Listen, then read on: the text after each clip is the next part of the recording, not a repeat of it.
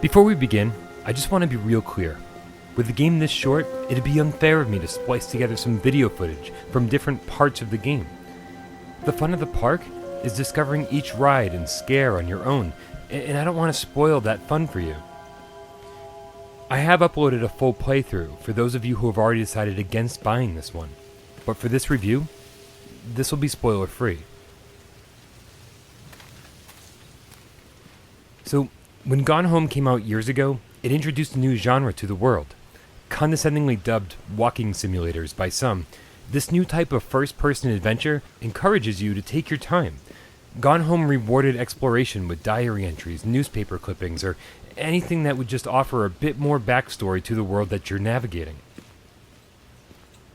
The Park by Funcom is clearly inspired by Gone Home, and brings some of its more obvious mechanics to the horror genre. And while there are plenty of scares to be had, the end product comes off feeling a little unfinished. The first thing you should know about the park is that there's very little to see, and even less to do. Most gamers will want to explore every inch of the perimeter of every area, that maybe in the far reaches of the first parking lot here, in the very first scene there'll be something to find. Anything, a scrap of paper, some clue. But there isn't. There's just nothing. Not here, not anywhere else. Everything you need and every optional scrap of paper is right there along the main path. And just to simplify things even more, pushing circle will even call out these objects in the environment, ensuring that you pick up everything on your first playthrough. And trust me when I tell you that knowing all of this is not a spoiler. In fact, it'll actually increase your enjoyment of the game, as it did for me during my second playthrough.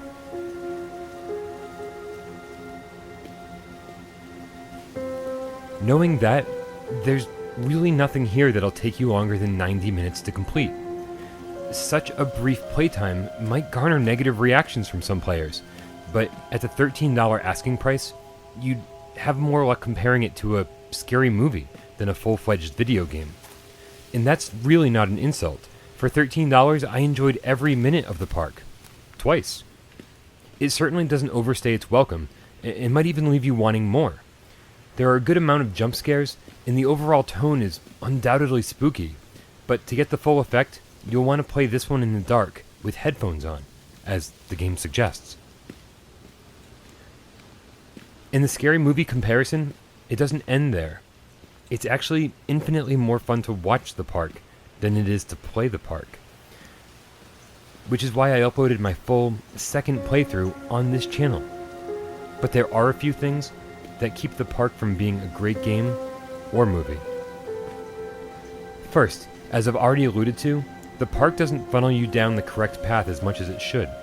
You'll constantly wander off looking for non-existent collectibles and additional scraps of paper, only to have to wander all the way back, seriously screwing up the game's pacing. And even worse, when you do find scraps of paper or newspaper clippings, the font is so small that it was barely legible on my 50-inch plasma that I only sit 6 feet away from. Some voiceovers or even some larger text would have kept me from having to lean in and squint every 5 minutes. The character models could have used some work too. They seriously look like rejects from Deadly Premonition, which wouldn't have been a huge issue because it's a first-person game, but a few of the cutscenes switched to third-person view. And although I respect the developers for making a pretty awesome game, I have to question a few of their creative decisions.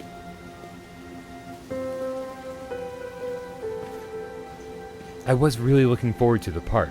It's certainly not the next Gone Home, but it's a good time despite its problems and relatively short length. If you play it with my criticisms and suggestions in mind, I really don't think you'll be disappointed.